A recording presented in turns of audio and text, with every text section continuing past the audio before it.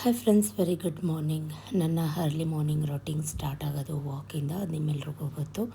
So ನಾನು ಇವತ್ತು walk ಮುಗಿಸ್ಕೊಂಡು ಮನೆಗೆ ಹೋಗ್ತಾ ಇದ್ದೀನಿ. ವ್ಲಾಗ್ ಸ್ಟಾರ್ಟ್ ಮಾಡೋಣ ಅಂತ ಮಾಡಿಕೊಂಡೆ. ಇದು ಹಿಂದಿನ ದಿನದ ವ್ಲಾಗ್ ಆದಮೇಲೆ ರಾತ್ರಿ ಮಲ್ಕೊಂಡಾಗ 12:30 1 ಗಂಟೆ. ಅರ್ಲಿ ಮಾರ್ನಿಂಗ್ 3 ಗಂಟೆಗೆ ಎದ್ದು ಸೊ ಎಲ್ಲ ಕೆಲಸ ಮುಗಿಸಿ ಬೇಗ ಬೇಗ ಫ್ರೆಶ್ ಅಪ್ ಆಗಿ, ಇವತ್ತಂತೂ ತುಂಬ ಬ್ಯುಸಿ ಡೇ ಅಂತ ಇರುತ್ತೆ. ಸೊ ಬಂದ ತಕ್ಷಣ ವಾಕಿಂದ ತಿಂಡಿ ಮಾಡೋಣ ಅಂತ ತಿಂಡಿಗೆಲ್ಲ ರೆಡಿ ಮಾಡ್ಕೋತಾ ಇದ್ದೀನಿ. ಮಶ್ರೂಮ್ ಪಲಾವ್ ಮಾಡ್ತಾಯಿದ್ದೀನಿ, ಜೊತೆಗೆ ರಾಯ್ತ, ಅದ್ರ ಜೊತೆ ಚಪಾತಿ ಕೂಡ ಮಾಡ್ತಾಯಿದ್ದೀನಿ. ಸೊ ಎಲ್ಲ ಹೇಗಿರುತ್ತೆ ಎವ್ರಿ ಡೇ ನಿಮಗೆ ಪ್ರತಿದಿನದ್ದು ಎಲ್ಲ ಗೊತ್ತಿರುತ್ತೆ. ರಾಯ್ತ ಕೂಡ ರೆಡಿ ಆಯಿತು. ಗಂಜಿ ಮಾಡಿ ಹಾಲು ಕಾಯೋಕ್ಕಿಟ್ಟು, ನನಗಂತೂ ಬೆಳಗ್ಗೆ ಟೈಮ್ ಅರ್ಲಿಯಿಂದ ಮಾರ್ನಿಂಗ್ ಫ್ರೀನೇ ಆಗೋದಿಲ್ಲ. ಆಲ್ರೆಡಿ ನಿಮಗೆ ತಂಬ್ಲೈನ್ ನೋಡಿದರೆ ಗೊತ್ತಿರುತ್ತೆ, ನಾನೇನು ಡೀಪಾಗಿ ಹೇಳೋ ಅವಶ್ಯಕತೆ ಇಲ್ಲ. ಒಂದು ಬೇಜಾರಿನ ವಿಷಯ ಅಂದರೆ ಸುಮಾರು ಜನ ನೀವು ಸಬ್ಸ್ಕ್ರೈಬರ್ಸ್ ಆ್ಯಡ್ ಆನ್ ಆಗಿದ್ರು, ಬಟ್ ಯಾಕೋ ಗೊತ್ತಿಲ್ಲ, ಒನ್ ಬೈ ಒನ್ ಹೋಗ್ತಾ ಇದ್ದಾರೆ. ಇಟ್ಸ್ ಓಕೆ, ಪರವಾಗಿಲ್ಲ. ಇಷ್ಟ ಏನೋ ಒಂದು ಇಷ್ಟ ಆಗಿ ಸಬ್ಸ್ಕ್ರೈಬ್ ಮಾಡ್ಕೊಂಡಿರ್ತೀರ, ಬಟ್ ಮತ್ತೆ ಒಂದೊಂದ್ಸಲಿ ಏನೋ ಒಂದು ಇಷ್ಟ ಆಗದೆ ಅನ್ಸಬ್ಸ್ಕ್ರೈಬ್ ಕೂಡ ಮಾಡ್ಕೊಂಡಿರ್ತಾರೆ. ಫೋರ್ಸ್ಫುಲಿ ಅಂತ ಇಲ್ಲ, ಇಷ್ಟ ಇದ್ದು ವ್ಲಾಗ್ಸ್ನ ನೋಡಬೇಕು ಅಂತ ಇಂಟ್ರೆಸ್ಟ್ ಇದ್ದರೆ ಸಬ್ಸ್ಕ್ರೈಬ್ ಮಾಡ್ಕೊಳ್ಳಿ, ಬಟ್ ಅನ್ಸಬ್ಸ್ಕ್ರೈಬ್ ಮಾಡ್ಕೊಬೇಡಿ. ಸುಮಾರು ತಿಂಗಳುಗಳಿಂದ ಕಾಯ್ತಾ ಇದ್ದೀನಿ ನಾನು ಯೂಟ್ಯೂಬಲ್ಲಿ 30K ಆಗಲಿ ಅಂತ, ಬಟ್ ಅದು ಆಗುತ್ತೋ ಇಲ್ಲೋ ಅದು ಗೊತ್ತಿಲ್ಲ.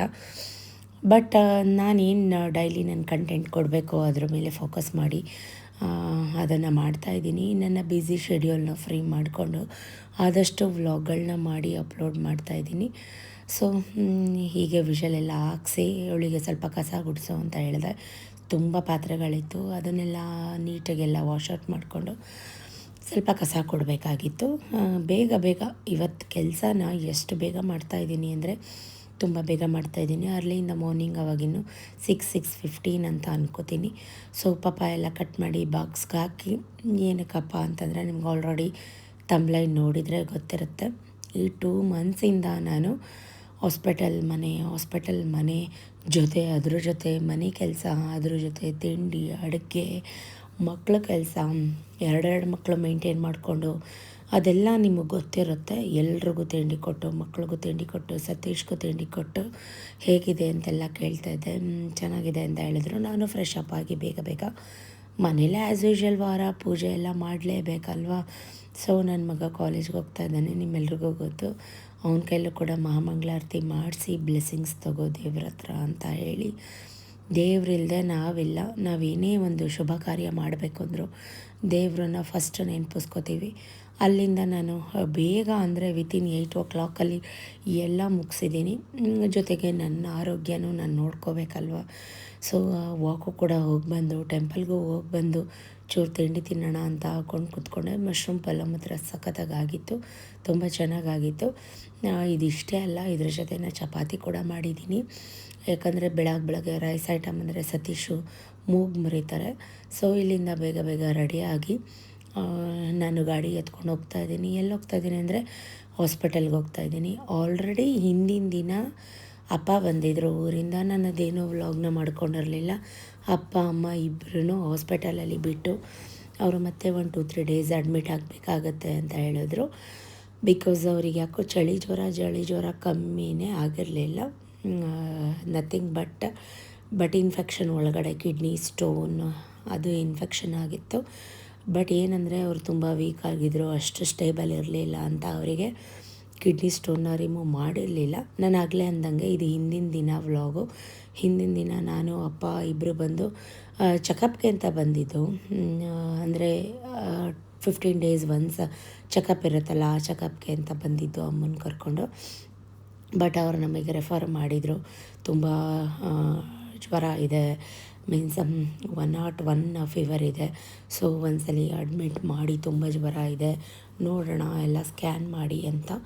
ಮತ್ತೆ ಅವರನ್ನೆಲ್ಲ ಓಡಾಡಿಸಿ ಸ್ಕ್ಯಾನ್ ಮಾಡಿಸಿ, ನನಗಂತೂ ಕೈ ಕಾಲು ಏನೂ ಆಡಲ್ಲ. ಈಗ ತಾನೇ ಹುಷಾರು ಮಾಡಿ ಕರ್ಕೊಂಡೋಗಿದ್ದೆ, ಬಟ್ ಹಿಂಗಾಯ್ತಲ್ಲಪ್ಪ ಅಂತ ರಾತ್ರಿ ಐ ಥಿಂಕ್ 10:30 ರಾತ್ರಿ ಅನಿಸುತ್ತೆ. ನಾನು ಏನೇನು ಬೇಕು ಮೆಡಿಸಿನ್ ಅದೆಲ್ಲ ತೆಗೆದು ಪೇ ಮಾಡಿ ಅಡ್ಮಿಷನ್ ಮಾಡಿ ಮನೆಗೆ ಬಂದಾಗ ಇದಿಷ್ಟು ಹಿಂದಿನ ದಿನ ನಡೆದಿದ್ದಂಥದ್ದು.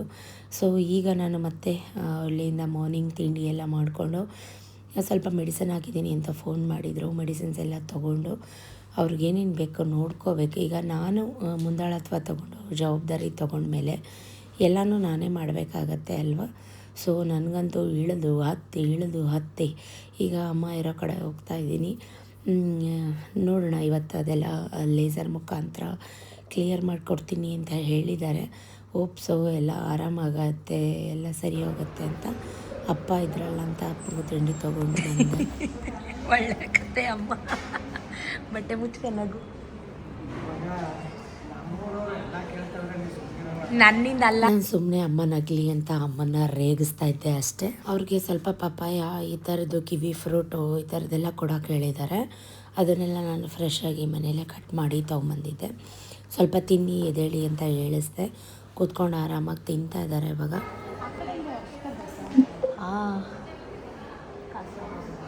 ನಿದ್ದೆ ಬಂತಾ ಈಗ ರಾತ್ರಿ? ಚೆನ್ನಾಗಿ ಬಂತಾ? ಹೊಟ್ಟೆ ಹಸೀತಾ?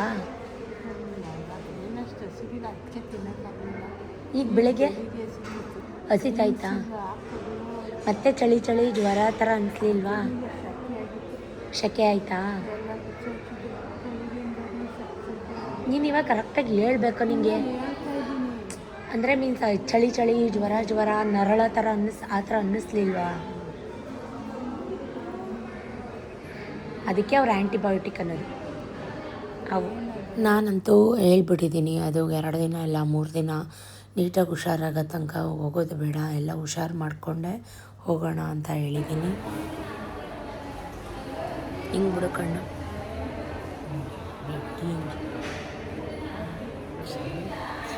ಚೆನ್ನಾಗಿಲ್ಲ. ಯಾಕೆ ಚೆನ್ನಾಗಿಲ್ಲ?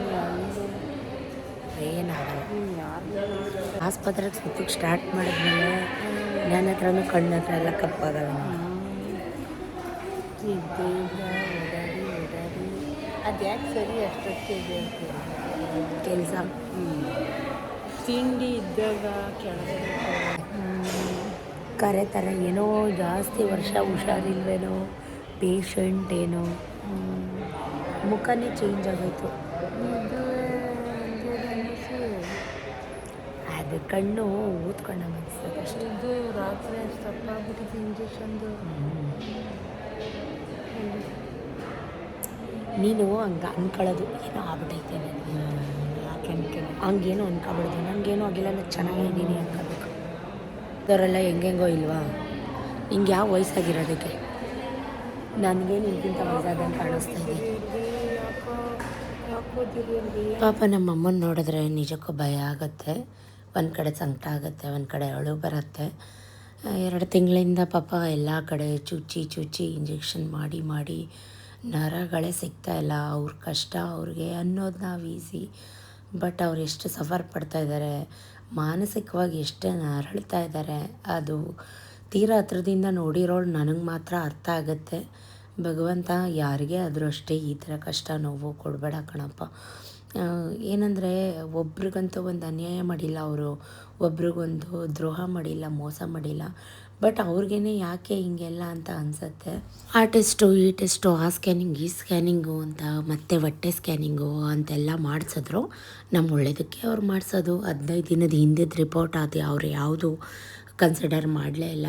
ಎಲ್ಲ ಮಾಡಿಸಿ ನೋಡ್ತಾ ಸಂಜೆ ಆಗ್ಬಿಡ್ತು ಗೈಸ್. ಸಂಜೆ ಮೀನ್ಸ್ 8:15 ಸತೀಶ್ ಬಂದು ಕಾಲ್ ಮಾಡಿದ್ರು, ಇಲ್ಲೇ ಮಾರ್ಕೆಟ್ ಹತ್ರ ಇದ್ದೀನಿ ಬರ್ತೀಯಾ ಅಂತ. ಸೊ ನನ್ನ ಗಾಡಿ ಅಂದೆ. ನನ್ನ ಗಾಡಿನ ಹುಡುಗರು ಬಂದು ಬಾಳೆ ಎಲೆ ತೊಗೊಂಡೋಗ್ಬೇಕಾಗಿತ್ತು ಅಗ್ರಹಾರದಲ್ಲಿ, ಅಲ್ಲಿಗೆ ಇಸ್ಕೊಂಡೋದ್ರು. ಸೊ ಈಗ ನಾನು ಹೋಗಬೇಕಲ್ಲ, ಹಾಗಾಗಿ ಸತೀಶ್ ಮತ್ತು ಚಾರು ಇಬ್ಬರು ಬಂದಿದ್ದಾರೆ ನಾನು ಕರ್ಕೊಂಡೋಗೋಕ್ಕೆ ಅಂತ. ನನ್ನಂತೂ ಮಧ್ಯಾಹ್ನದಿಂದ ಏನೂ ತಿಂದಿಲ್ಲ. ಬೆಳಗ್ಗೆ ಒಂದು ಸ್ವಲ್ಪ ಪಲಾವ್ ತಿಂದಿದ್ದು, ಹೊಟ್ಟೆ ಉರಿತಾ ಇತ್ತು. ಸೊ ಅದಕ್ಕೋಸ್ಕರ ಒಂದು ಕುಲ್ಫಿ ತೆಕ್ಕೊಟ್ರು. ಅಂದರೆ ನಾನೇ ಕೇಳಿದೆ, ಗ್ಯಾಸ್ಟ್ರಿಕ್ ಥರ ಆಗಿದೆ, ಈ ಹೊಟ್ಟೆ ಎಲ್ಲ ಉರಿತಾ ಇದೆ, ಕುಲ್ಫಿ ಮಾರ್ತಿದ್ರು ಮಾರ್ಕೆಟಲ್ಲಿ. ಸತೀಶ್ಗೂ ಪಾಪ ಫುಲ್ ಕೆಲಸ ಇತ್ತು, ಏನೂ ಮಾಡೋಕ್ಕಾಗಲ್ಲ. ಅವ್ರ ಕೆಲಸ, ಅವ್ರ ಟೆನ್ಷನ್ನು, ಅವರು ಬ್ಯುಸಿ ಮಧ್ಯ ನಮಗೂ ಟೈಮ್ ಕೊಟ್ಟು, ನಮ್ಮಮ್ಮಂಗೂ ಟೈಮ್ ಕೊಟ್ಟು, ಹಾಸ್ಪಿಟ್ಲು ಮನೆ ಅಂತ ಓಡಾಡಿಕೊಂಡು, ಮಧ್ಯಾಹ್ನ ಟೈಮ್ ಪ್ರತಿದಿನ ಊಟ ತಂದುಕೊಡ್ತಾರೆ ನಮ್ಮಪ್ಪನಿಗೆ. Let me finger cross hope so ಯಾರ್ದು ನಜರ್ ದೃಷ್ಟಿ ಬೀಳದೆ ಇರಲಿ. ಇವಳಂತೂ ಇದ್ದಾಳಲ್ಲ, ಇವಳು ಅಪ್ಪನ್ನ ಮೀರಿಸ್ತಾಳೆ, ಅಪ್ಪನ ಬಾಲ ಆಗಿಬಿಟ್ಟಿದ್ದಾಳೆ. 2 ಮಂತ್ಸಿಂದ ಟಿ ವಿ ಅಂತ ಅಂದ್ಕೊಂಡು, ಮನೆ ಅಂದ್ಕೊಂಡು, ಅಪ್ಪ ಅಪ್ಪ ಅಂದ್ಕೊಂಡು ಇನ್ನೂ ತುಂಬ ಅಡಿಕ್ಟ್ ಆಗಿಬಿಟ್ಟಿದ್ದಾಳೆ. ನಂಗೆ ಯಾವುದಕ್ಕೂ ಟೈಮ್ ಕೊಡೋಕ್ಕಾಗ್ತಾಯಿಲ್ಲ, ಇವಳಿಗೂ ಟೈಮ್ ಕೊಡೋಕ್ಕಾಗ್ತಾಯಿಲ್ಲ. ಸುಮಾರು ಜನ ಕೇಳ್ತಿದ್ರಿ ಚಾರುದು ಬಾಣ್ತನ ಹೇಗೆ ನಡೀತಾ ಇದೆ ಅಂತ. ನಾನು ಒಂದು 3 ಮಂತ್ಸ್ ತುಂಬ ಸ್ಟ್ರಿಕ್ಟಾಗಿ ಅಚ್ಚುಕಟ್ಟಾಗಿ ಮಾಡಿದೆ. ಆಮೇಲಿಂದ ಊರಿಗೆ ಹೋಗಿ ಬಂದಮೇಲಿಂದ ನನಗೆ ಯಾವುದಕ್ಕೂ ಟೈಮ್ ಅಡ್ಜಸ್ಟ್ ಆಗ್ತಾಯಿಲ್ಲ. ಅಲ್ಲಿಂದ ಸ್ವಲ್ಪ ಮಶ್ರೂಮು ಕಾರ್ನು ಎಲ್ಲ ಬೇಕಿತ್ತು, ಅದು ನಮ್ಮ ಗೋಡೌನ್ಗೆ ಪನ್ನೀರೆಲ್ಲ ಅಲ್ಲಿ ತೊಗೊಂಡ್ರು. ಜೊತೆಗೆ ಈಗ ಸ್ವಲ್ಪ ಬಂಡಿಪಾಳ್ಯದಲ್ಲಿ ಬಂದಿದ್ದಾರೆ. ನನಗಂತೂ ಗೈಸ್ ಮಲ್ಕೊಂಡ್ರೆ ಸಾಕಪ್ಪ ಅಂತ ಅನಿಸ್ತಿತ್ತು. ಯಾಕೆ ಹೊಟ್ಟೆ ಎಲ್ಲ ತೊಳಸ್ತಿತ್ತು, ಹೊಟ್ಟೆ ಎಲ್ಲ ಉರಿತಾ ಇತ್ತು. ಬೆಳಗ್ಗೆ ಒಂದು ಸ್ವಲ್ಪ ತಿಂದಿದ್ದಷ್ಟೇ, ಮಧ್ಯಾಹ್ನ ಒಂದು ಲೋಟ ನೀರು ಕುಡಿದಿರಲಿಲ್ಲ. ಹಾಗಾಗಿ ಸೊ ಅಲ್ಲಿಂದ ಮನೆಗೆ ಬಂದು ಮತ್ತೆ ಮನೆಯಿಂದ ನಾವು ಎಲ್ಲಿ ಹೋಗ್ತಾಯಿದ್ದೀವಿ ಅಂದರೆ ಸ್ವಲ್ಪ ಸಿಟಿಲಿ ಕೆಲಸ ಇತ್ತು. ಎಲ್ಲನೂ ಒಬ್ಬರೇ ಮಾಡಬೇಕು ಅಂದರೆ ತುಂಬ ರಿಸ್ಕ್ ಆಗುತ್ತೆ. ನನಗೂ ಸ್ವಲ್ಪ ಹೊಟ್ಟೆ ನೋವು ತುಂಬ ಜಾಸ್ತಿ ಆಗಿತ್ತು. ನಾನು ಒಂದು ಗ್ಯಾಸ್ಟ್ರಿಕ್ ಟ್ಯಾಬ್ಲೆಟ್ ಏನಾದರೂ ತೊಗೊಳ್ಳೋಣ ಅಂತ ಅಂದ್ಕೊಂಡು ಸತೀಶ್ನ ತೊಗೊಂಬನ್ನಿ ಅಂತಂದೆ. ಅದಕ್ಕೆ ಇಲ್ಲ ನೀನು ಬಾ ಅಂತ ಹೇಳಿ ನನ್ನ ಜೊತೆಲಿ ಕರ್ಕೊಂಡು ಹೋಗ್ತಾ ಇದ್ದಾರೆ. ನಾನು 2-3 ಡೇಸ್ ಕ್ಲಿಪ್ಪಿಂಗ್ನ ಮರ್ಜ್ ಮಾಡಿ ಒಂದು ಬ್ಲಾಗ್ ಹಾಕ್ತಾಯಿದ್ದೀನಿ. ನನಗೆ ಟೈಮೇ ಇಲ್ಲ ಆ್ಯಕ್ಚುಲಿ, ಬಟ್ ಆದರೂ ಏನೋ ಒಂದು ವೀಡಿಯೋ ಮಾಡಬೇಕಲ್ಲ, ಸುಮ್ಮನೆ ನಾನು ಕೂರೋಕ್ಕಾಗಲ್ಲ.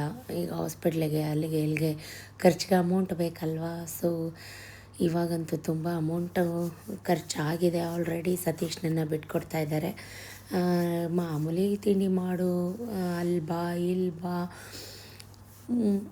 ಏನು ಹೇಳಬೇಕೋ ಗೊತ್ತಾಗ್ತಾಯಿಲ್ಲ. ಸೊ ಇವತ್ತಂತೂ ಒಂದು ಬಿಗ್ ಡೇ ಅಂತ ಹೇಳ್ಬೋದು. ಬಿಕಾಸ್ ಅಮ್ಮನ ಮೈನರ್ ಮೀನ್ಸ್ ಅದು ಲೇಸರ್ ಮುಖಾಂತರ ಸ್ಟೋನ್ ರಿಮೂವ್ ಮಾಡೋಕ್ಕೆ ಕರ್ಕೊಂಡು ಹೋಗಿದ್ದಾರೆ. ಅಲ್ಲಿಂದ ಮಾರ್ನಿಂಗ್ 9 o'clockಗೆ ಕರ್ಕೊಂಡೋದ್ರು. ನಾನು ಅಪ್ಪ ಇಬ್ಬರು ಕಾಯ್ತಾ ಇದ್ದೀವಿ.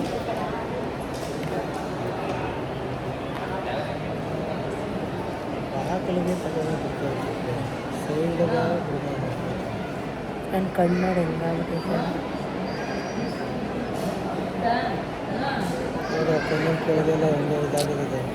ನಿದ್ದೆ ಇಲ್ಲ. ನೀನು ಹೆಂಡತಿ ಕೊಡ್ತಾ ಇರೋ ಟೆನ್ಷನ್ಗೆ ನಿದ್ದೆ ಇಲ್ಲ.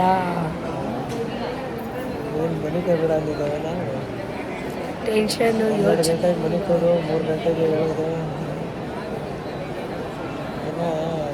ಏನೇ ರಾತ್ರಿನೂ ಆರಾಮಾಗಿದ್ದೀನಿ. ಅದ್ಯಾಕೆ ನಮಗೆ ನಿದ್ದೆನೇ ಬರಲ್ವಲ್ಲ. ನನಗೆ ಟೆನ್ಷನ್ ತಕ್ಕೋದಂಗೆ ಆರಾಮ್ ತಗೊಬಿಡ್ಬೇಕು. ಅಷ್ಟೊತ್ತಿಗೆ ಯಾಕೆ ಹೇಳಬೇಕು, ನೀನೇ ಹೇಳ್ಕೊಂಡ್ಬಿಡವ. ಹೇಳು ಬೇಡ ಅನ್ನೋದಿಲ್ಲ, 5 ಗಂಟೆಗೆ ಹೇಳು.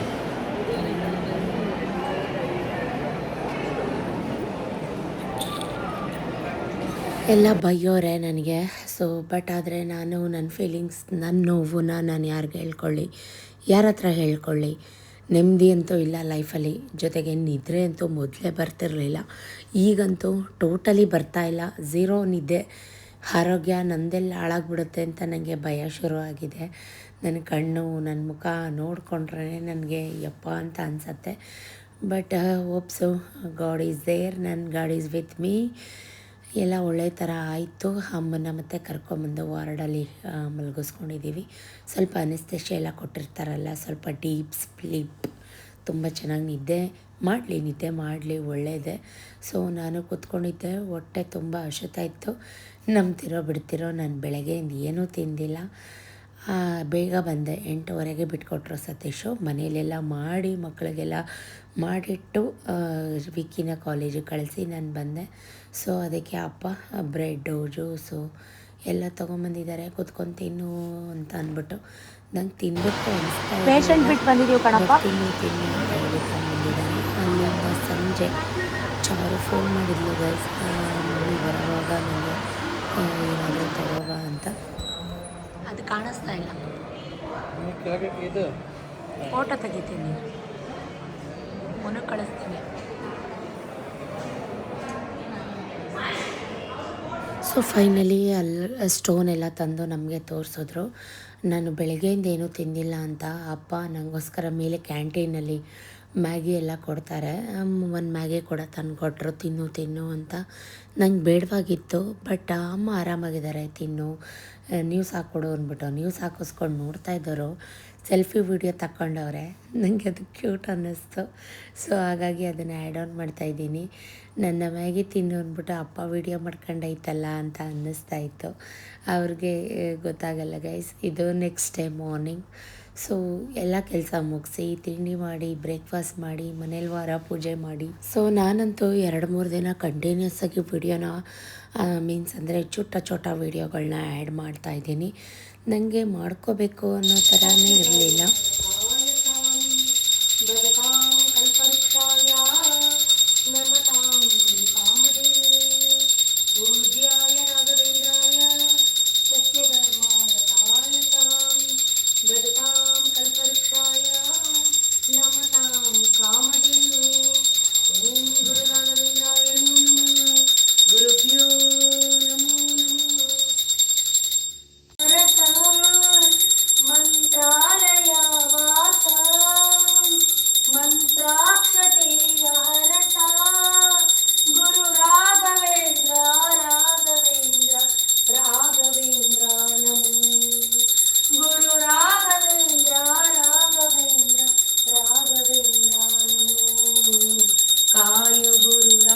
ಬಟ್ ಆದರೂ ನನ್ನ ಇಷ್ಟಪಡೋರು, ಅಕ್ಕ ಯಾಕೆ ವಿಡಿಯೋ ಹಾಕಿಲ್ಲ, ವ್ಲಾಗ್ ಹಾಕಿಲ್ಲ, ನಿಮ್ಮ ವಿಡಿಯೋಗೆ ಕಾಯ್ತಾ ಇದ್ದೀವಿ, ಬೇಗ ವಿಡಿಯೋ ಹಾಕಿ, ನಿಮ್ಮ ಹತ್ರ ಎಷ್ಟು ಮಾಡ್ಕೊಂಡಿದ್ರೋ ಅಷ್ಟೇ ಹಾಕಿ ಅಂತೆಲ್ಲ ಕಮೆಂಟ್ ಮಾಡ್ತಾರೆ.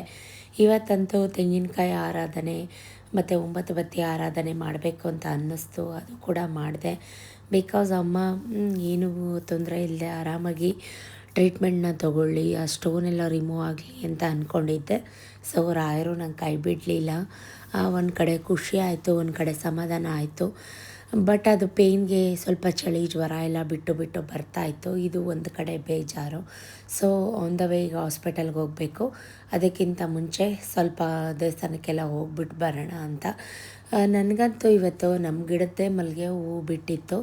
ಅದನ್ನೆಲ್ಲ ತಂದಾಕಿ ಪೂಜೆ ಮಾಡಿದ್ದು ಇನ್ನೂ ಖುಷಿ ಕೊಡ್ತು. ರಾಯರ ಹತ್ರ ನಾನು ಕೇಳ್ಕೊಂಡಿದ್ದು ಒಂದೇ, ನನಗೋಸ್ಕರ ನಾನು ಏನೂ ಕೇಳ್ಕೊಂಡಿಲ್ಲ ರಾಯರ ಹತ್ರ. ಸೊ ಈ ರಾಯರು ನಾನು ಮುಂಚೆಲ್ಲ ರಾಯರನ್ನ ನಂಬೇ ಇರಲಿಲ್ಲ. ಸೊ ಪೂಜೆ ಮಾಡಬೇಕಾ ಗುರುವಾರ ಮಾಡ್ತಾಯಿದ್ದೆ, ಸಾಯಿಬಾಬಾಗೆಲ್ಲ ಮಾಡ್ತಾಯಿದ್ದೆ ಗುರುವಾರ. ತುಂಬ ನಂಬಿದ್ದೆ. ಬಟ್ ಹಳೆ ಸ್ಟೋರಿ ಎಲ್ಲ ನಿಮಗೆ ಗೊತ್ತಿತ್ತಲ್ವ, ಏನೇನಾಯಿತು ಮಂತ್ರಾಲಯಕ್ಕೆ ಹೋಗಿ ಬಂದಮೇಲೆ ಅಂತ. ಬಟ್ ಆವಾಗಿಂದ ನಾನು ಪೂಜೆ ಮಾಡೋದೇ ನಿಲ್ಲಿಸ್ಬಿಟ್ಟಿದ್ದೆ. ಆಲ್ ಆಫ್ ಅ ಸಡನ್ ಮತ್ತೆ ನನಗೆ ರಾಯರ ಮೇಲೆ ನಂಬಿಕೆ ಬಂದಿದ್ದು ನನ್ನ ಯೂಟ್ಯೂಬ್ ಮಾನಿಟೈಸೇಷನ್ ಎಲ್ಲ ಆನ್ ಆದಮೇಲೆ. ಸೊ ಅದಕ್ಕೂ ಒಬ್ಬರು ಕಾರಣಕರ್ತರಿದ್ದಾರೆ. ನನಗೂ ಒಂದು ಡೈಲಿ ಒಂದು ಇನ್ಕಮ್ ಇಷ್ಟು ಒಂದು ಬೆರಳೆಣಿಕೆ ಅಷ್ಟಾದರೂ ಅಮೌಂಟ್ ನನಗೆ ಬರೋ ಥರ ಮಾಡಿಕೊಟ್ಟವ್ರನ್ನ ನಾನು ಪ್ರತಿದಿನ ನಾನು ನೆನಪಿಸ್ಕೋತೀನಿ. ಹೇ ಗಾಯ್ಸ್, ಎಲ್ಲರೂ ಹೇಗಿದ್ದೀರಾ? ಸೊ ಎಲ್ಲ ಆರಾಮಾಗಿರ್ತೀರ ಅಂತ ಭಾವಿಸ್ತಾ ಇವತ್ತಿನ ವ್ಲಾಗ್ನ ಸ್ಟಾರ್ಟ್ ಮಾಡ್ತಾಯಿದ್ದೀನಿ. Once again welcome back my YouTube channel Shweta ಅಡುಗೆ ಮನೆ. ನಾನಿವ ಪ್ರೀತಿ ಶ್ವೇತಾ ಮೈಸೂರಿಂದ ಅಂತ ಚಾನಲ್ಗೆ ಸಬ್ಸ್ಕ್ರೈಬ್ ಮಾಡಿಕೊಡಿ. ಸಬ್ಸ್ಕ್ರೈಬ್ ಮಾಡಿಕೊಂಡು ವೀಡಿಯೋಸ್ ನೋಡಿ, ಇಷ್ಟ ಆದರೆ ಫ್ರೆಂಡ್ಸ್ ಆ್ಯಂಡ್ ಫ್ಯಾಮಿಲಿಗೆ ವ್ಲಾಗ್ನ ಶೇರ್ ಮಾಡಿ. Stay tune. ಲೈಫಲ್ಲೂ ಡ್ರಾಸ್ಟಿಕ್ ಚೇಂಜಸ್ ಏನೇನಾಯಿತು ಏನೇನಕ್ಕೆ ಆ್ಯಡ್ ಮಾಡ್ತೀನಿ ನೋಡ್ಕೊಂಬನ್ನಿ. ಯಾಕೆ ಹಿಂಗೆ ಹೇಳ್ತಾ ಇದ್ದೀನಿ ಅಂದರೆ 2 ಡೇಸಿಂದ ಬ್ಲಾಗ್ ಮಾಡಿಕೊಂಡೆ, ಎಡಿಟ್ ಮಾಡೋಕ್ಕೆ ಟೈಮ್ ಇಲ್ಲ. ಸೊ ಏನೇನಾಯಿತು ಅಂತ ಹೇಳ್ತೀನಿ, ನೋಡ್ಕೊಂಬನ್ನಿ. ಸೊ ನಾನು ಆಗಲೇ ಹೇಳ್ದಾಗೆ ಲೈಫ್ ಇಸ್ ಅನ್ಪ್ರೆಡಿಕ್ಟಬಲ್. ಇವಾಗ ಹಿಂಗಾಗುತ್ತೆ, ಈ ಕ್ಷಣ ಹಿಂಗೆ ಆಗುತ್ತೆ ಅಂತ ನಾವೇನು ಪ್ರೆಡಿಕ್ಟ್ ಮಾಡೋಕ್ಕಾಗಲ್ಲ. ಐ ಥಿಂಕ್ ಅದು ಮಾಡಲೂಬಾರ್ದು ಅಂತ ಅನಿಸುತ್ತೆ. ಬಿಕಾಸ್ ಅದು ಮಾಡಿದ್ರೆ ಅದು ನಮಗೆ ತೊಂದರೆ. ಓವರ್ ಎಕ್ಸ್ಪೆಕ್ಟೇಷನ್ ಯಾವುದ್ರಲ್ಲೂ ಇಟ್ಕೋಬಾರ್ದು. ಸೊ ಏನಂದರೆ ಇವತ್ತಿನ ದಿನ ಚೆನ್ನಾಗಿತ್ತಾ, ಹೋಪ್ಸೋ ನಾಳೆನೂ ಹಿಂಗೆ ಇರಲಿ ಅಂತ ಬೇಡ್ಕೋಬೇಕು, ವಿಶ್ ಮಾಡ್ಕೋಬೇಕು, ಮ್ಯಾನಿಫೆಸ್ಟೇಷನ್ ಮಾಡ್ಕೋಬೇಕು. ಅದು ಬಿಟ್ಟರೆ ಏನೂ ಇಲ್ಲ. ಸೊ ಲೈಫೆಲ್ಲ ಫುಲ್ಲು ಹಾಸ್ಪಿಟಲಲ್ಲೇ ಮುಗೀತಾ ಇದೆ. ಸಂಜೆ ಐ ಥಿಂಕ್ 8-8:15 ಒಬ್ಬಳೇ ಗಾಡಿ ಓಡಿಸ್ಕೊಂಡು ಮನೆಗೆ ಹೋಗ್ತಾಯಿದ್ದೀನಿ. ಇನ್ನೂ ಬೇಜಾನ್ ಕೆಲಸಗಳಿದ್ದಾವೆ. ಚಾರುಗೆ ಸ್ಕೂಲ್ ಕಮೆನ್ಸ್ ಆಗ್ತಾಯಿದೆ. ಅವಳಿಗೆ ಏನೂ ತೊಗೊಂಡಿಲ್ಲ. ಬುಕ್ಸ್ ಒಂದು ತಂದಿದ್ದೀನಿ, ಬ್ಯಾಗು, ಪೌಚು. ಈ ಮಕ್ಕಳು ವರ್ಷ ಸ್ಟಾರ್ಟ್ ಆಗ್ತಿದ್ದಂಗೆ ಶುರು ಮಾಡ್ತವೆ, ಹೊಸ ವಾಟ್ರ್ ಬಾಟ್ಲು, ಹೊಸ ಬ್ಯಾಗು, ಹಾಗೆ ಹಿಂಗೆ ಅಂತ. ಏನೂ ಮಾಡೋಕ್ಕಾಗಲ್ಲ. ನಮ್ಮ ಕಷ್ಟ ಇದೆ, ನಮಗೆ ನೋವಿದೆ ಅಂತ ಅಂದ್ಬಿಟ್ಟು ಲೈಫ್ನ ಅಲ್ಲಿಗೆ ಮೊಟ್ಕುಗೊಳಿಸ್ಕೊಂಡು ನಿಂದಿಸ್ಕೊಳ್ಳೋಕ್ಕೂ ಆಗಲ್ಲ. Life is must move on. ಧೃತಿ ಕೆಡಬಾರ್ದು. ಧೈರ್ಯವಾಗಿ ಎಲ್ಲವನ್ನು ಫೇಸ್ ಮಾಡೋ ಧೈರ್ಯ ಕೊಡು ಭಗವಂತ ಅಂದ್ಕೊಂಡು ಮುನ್ನುಗ್ಗಬೇಕು. ನಾನು ಬರೀ ನಂದನ್ನು ಮಾತ್ರ ಹೇಳ್ತಾ ಇಲ್ಲ, ಎಲ್ಲ ಹೆಣ್ಮಕ್ಳಿಗೂ ಹೇಳ್ತಾ ಇದ್ದೀನಿ. ಅದರಲ್ಲೂ ವರ್ಕಿಂಗ್ ವುಮೆನ್ಸ್ಗೆ ನನ್ನ ಕಡೆಯಿಂದ ಒಂದು ಬಿಗ್ ಸಲ್ಯೂಟ್. ಯಾರಾದರೂ ವರ್ಕಿಂಗ್ ವುಮೆನ್ಸ್ ನಿಮಗೆ ಟೈಮ್ ಇದ್ದು ನನ್ನ ವ್ಲಾಗ್ನ ನೋಡ್ತಾ ಇದ್ದರೆ, ನೀವು ಯಾವ ಊರಿಂದ ನನ್ನ ವ್ಲಾಗ್ ನೋಡ್ತಾ ಇದ್ದೀರಾ ಒಂದು ಹಾಯ್ ಅಂತ ಇಲ್ಲ ಒಂದು ಕಮೆಂಟ್ ಮಾಡಿ. ಎಲ್ಲ ಮುಗಿಸ್ಕೊಂಡು ಗೋಡೌನ್ ಹತ್ರ ಬಂದೆ. ಇಷ್ಟೊತ್ತು ಇಲ್ಲ ಇದು ಮನೆಗೆ ಹೋಗ್ತೀನಿ ಚಪ್ಪಲಿ ಸರಿ ಮಾಡು, ಉಲ್ಟಾ ಆಗಿರೋದನ್ನ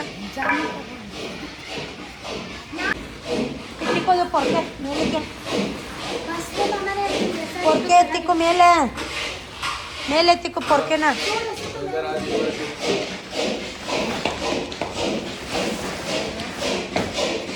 ತಗೊಂಡೋಗಿಡೋದು ಡಿಸೈನ್ ಬಾರ್ಡರ್ ಇಲ್ಲ ಹಂಗೆ ಇತ್ತು ಎಂಬ್ರಾಯ್ಡ್ರಿ.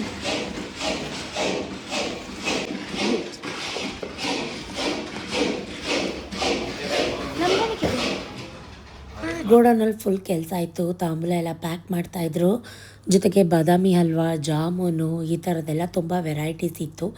ಬಟ್ ಲೇಟ್ ಆಗಿಬಿಡುತ್ತೆ, ಅಂಗಡಿ ಬಾಗಿಲಾಗ್ಬಿಡುತ್ತೆ. ಅವಳಿಗೆ ಬ್ಯಾಗ್ ಅದೆಲ್ಲ ತೊಗೋಬೇಕಾಗಿತ್ತು, ಸ್ಟೇಷನರಿ ಐಟಮ್ಸ್ ಎಲ್ಲ ತೊಗೋಬೇಕಾಗಿತ್ತು. ಸೊ ಹಾಗಾಗಿ ಸತೀಶು ಗಾಡಿ ಎತ್ಕೊಂಡು ಬಾ ನೀನು ಅದು ಯಾವುದು ಬೇಕೋ ತಗೋಬಾ ಅಂತ ಅಂದ್ಬಿಟ್ಟು ಕರ್ಕೊಂಡು ಹೋಗ್ತಾ ಇದ್ದಾರೆ.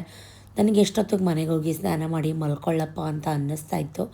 ಬಟ್ ಕಮಿಟ್ಮೆಂಟ್, ಜವಾಬ್ದಾರಿಗಳು ಮಲ್ಕೊಳ್ಳೋಕ್ಕೆ ಬಿಡಲ್ಲ. ಇವಾಗಂತೂ ತುಂಬ ಟೆನ್ಷನಲ್ಲೇ ಓಡಾಡ್ತಾ ಇದ್ದೀನಿ. ನಾನು ಬೆಳಗ್ಗೆ ಹಾಸ್ಪಿಟ್ಲಲ್ಲಿ BP ಕೂಡ ಚೆಕ್ ಮಾಡಿಸ್ಕೊಂಡೆ. ಎದೆ ಡವ ಡವ ಡವ ಅಂತ ಬಡ್ಕೋತಾ ಇತ್ತು. ಸೊ ಹಾಗಾಗಿ ಸ್ವಲ್ಪ ಚಿಕ್ಕದಾಯ್ತು. ಇದು ದೊಡ್ಡ ಸೈಜ್ ಕೊಟ್ಬಿಡೋಣ ಸರ್.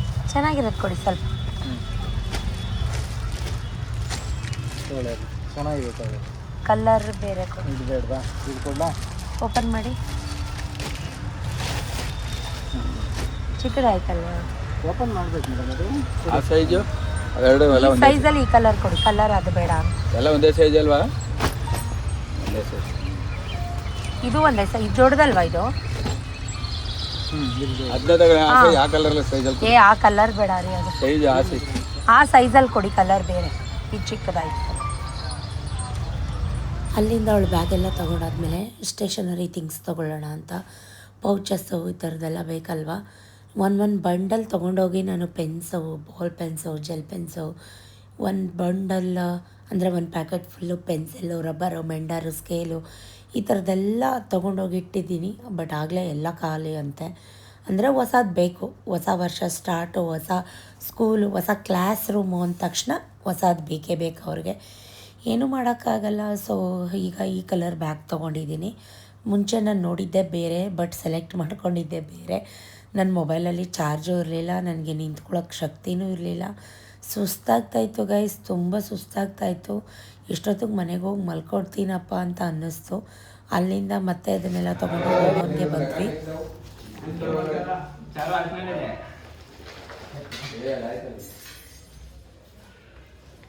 ಎಷ್ಟು ವರ್ಷ ಆಯಿತು ಜಾಮೂನ್ ತಿಂದು?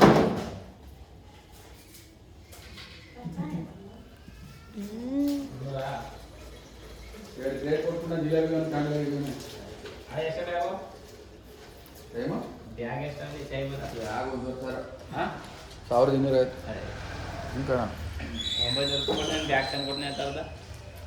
ಬ್ರ್ಯಾಂಡ್ ಮೇಲೆ ಇದ್ರಲ್ಲಿ ತಗೊಂಡು ಇಕ್ಕಿಗೆ ಎತ್ಕೋತ 2600 ಅಶೋಕರೋಡಲ್ಲಿ. ಸ್ಪೂನ್ ಅಲ್ಲ ಏನೇ ತುಪ್ಪ ಹೊಡೆದು ಹಾಕ್ಬಿಡೋದಕ್ಕೆ 1 ಲೀಟ್ರ್ ಎಣ್ಣೆ ಹಾಕು ಕುಮಾರ. ಯಪ್ಪ ತುಪ್ಪ ತುಪ್ಪ ತುಪ್ಪ. ನಾನು ಹೇಳ್ದೆ ಫುಲ್ಲು, ನಾನು ಹೇಳ್ದೆ ಅವ್ರಿಗೆ ಫುಲ್ ತುಪ್ಪ ಹಾಕೋ. ಈಗ ಹುಟ್ಟಿರೋ ಬೆಳೆಗೆ ಕೆಳಕತ್ತದ. ನಂದಿನಿ ತುಪ್ಪ. ಮೂವಿ ನೋಡ್ತಾರೆ, ಅದಕ್ಕೆ ಇಲ್ಲೇ ಕೂತಿದ್ದೆ. ನಡಿ ನಡಿ.